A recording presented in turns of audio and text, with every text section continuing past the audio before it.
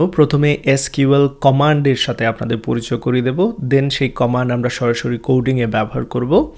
তো আমি এই জায়গায় লিখব, লক্ষ্য রাখবেন আমি এখান থেকে পেন সিলেক্ট করে নিচ্ছি and then actually text select করে নিচ্ছি।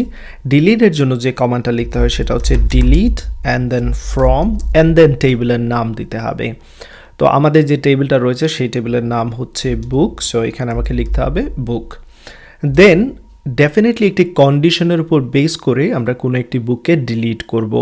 তো আমরা চাচ্ছি যে একটি আইডি দেব, সেই আইডির উপর বেস করে বুকটাকে ডিলিট করা হবে।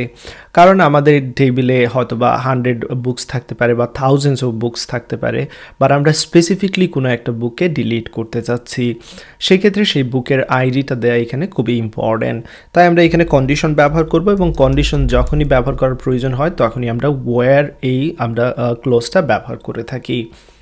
দেন এখানে কন্ডিশন হবে। তো আমি চাচ্ছি যে এখানে আমাদের যে আইডি রয়েছে, আইডি ফিল্ড, সেই ফিল্ডের উপর বেস করে আমরা কোনো একটা ভ্যালু দেবো। সাপোজ এখানে 101 যদি দেই, সেক্ষেত্রে কি হবে, এই 101 রোটা ডিলিট করা হয়ে যাবে। সো দ্যাটস ইট, এতটুকুই। তো আমি যে কাজটা করছি, এইখানে যে কমান্ডটা লিখেছি এসকিউএল কমান্ড, বরাবরের মতো এটা কপি করে নিচ্ছি, জাস্ট একটা নোট রেখে দেবো এইখানে, এই যে নিচের দিকে এখানে রেখে দিচ্ছি। রাইট, তো চলুন এবার আমরা এই কমান্ড ব্যবহার করে কিভাবে একটি বুককে ডিলিট করতে হয় সেটা আমরা শেষ করে নেই এখানে। তো অলরেডি আমরা ডিলিটের জন্য ডেফিনেটলি দেখতে পাচ্ছেন এখানে রাউট আমরা তৈরি করে রেখেছিলাম শুরুর দিকে। এখানে আমরা আইডি ডেফিনেটলি পেয়ে যাব রিকোয়েস্ট প্যারামিটার থেকে।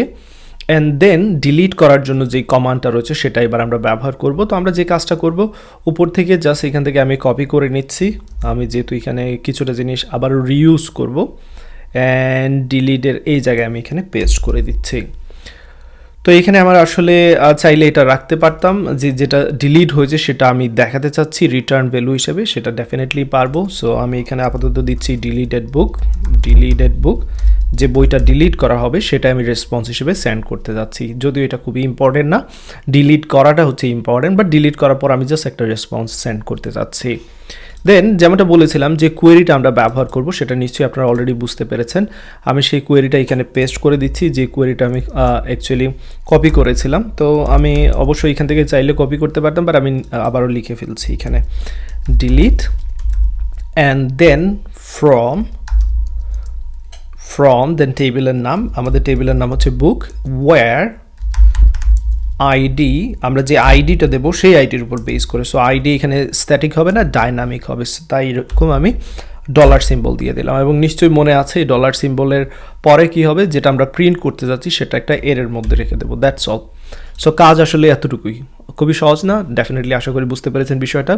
তো এইখানে আর স্পেসিফিক বুক ইজ ডিলিটেড এরকম ওকে, আমরা চাইলে এটা এখনও রেখে দিতে পারি, বাট আমি চাচ্ছি এখানে ডেটা হিসেবে যে বুকটা ডিলিট করা হয়েছে সেটা রিটার্ন করতে। তো চলুন সেই কাজটা করে নিই। ডেটা অ্যান্ড দেন ডিলিটেড বুক থেকে জাস্ট যে রোজটা রয়েছে সেটাকে আমরা রিটার্ন করব। That's all. আমাদের ডিলিটের ফাংশনালিটি কিন্তু কমপ্লিট করা হয়ে গেল। এবার যে কাজটা করব, আমরা এটার জন্য এপিআই রেডি করব, টেস্টিং করব আমরা। তো চলুন এপিআইটা টেস্ট করি। এখানে চলে আসলাম, দেখতে পাচ্ছেন ডিলিটে বুকে চলে আসবো, বাট তার আগে দেখি কতগুলো বুকস রয়েছে।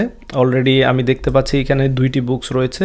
তো একটা আইডি এখান থেকে নিয়ে নিচ্ছি, যে আইডির উপর বেস করে আমি কি করব, বুককে ডিলিট করব। সো আইডিটা কপি করে নিচ্ছি, ডিলিটে বুকে চলে যাচ্ছি, এখানে রিকোয়েস্ট প্যারামিটারের জায়গায় আমি আইডিটা পেস্ট করে দিচ্ছি।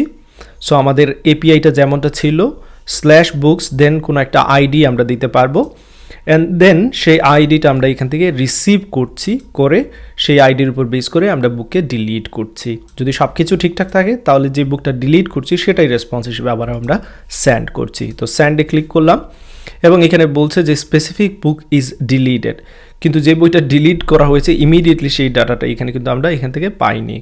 তার কারণ সেটা নিশ্চয়ই আপনারা জানেন, যে আমরা চাইলে এখানে কি করতে পারতাম, অবশ্যই যখনই ডিলিট হচ্ছে তখন ডিলিট হওয়ার আগেও এটা আমরা সেন্ড করতে পারতাম, বাট সেটা মেইন উদ্দেশ্য না। আমরা চেক করে নিই যে আমাদের এটা ডিলিট করা হয়েছে কিনা, পারফেক্টলি ডিলিট করা হয়েছে। তো আমরা আসলে ডিলিট করার পরে যেটা ডিলিট হচ্ছে সেটা রিটার্ন করতে চেয়েছিলাম, সেটা ছিল আমাদের উদ্দেশ্য। অ্যাকচুয়ালি এটা এখানে খুব একটা ইম্পর্টেন্ট না, চাইলে আমরা এটা অ্যাভয়েড করতে পারি ফর নাও। আমার মনে হয় এটা রিজনেবল। ওকে, বাট চাইলে অবশ্যই আমরা এই কাজটা করতে পারি যে আইটেমটা সিলেক্ট করা হয়েছে, ডিলিট করা হয়েছে, সেটা চাইলে আমরা রিটার্ন করতে পারি। বাট আমাদের মেইন উদ্দেশ্য ছিল যে জাস্ট বুকটাকে ডিলিট করা এবং একটা মেসেজ দিয়ে দেওয়া। এখানে চাইলে আমরা বলতে পারি book was deleted, that's all. Okay, perfect. তো ডিলিটের কাজ করা কমপ্লিট হয়ে গেল। এবার আমাদের যে কাজটা করতে হবে সেটা হচ্ছে আপডেটের কাজটা।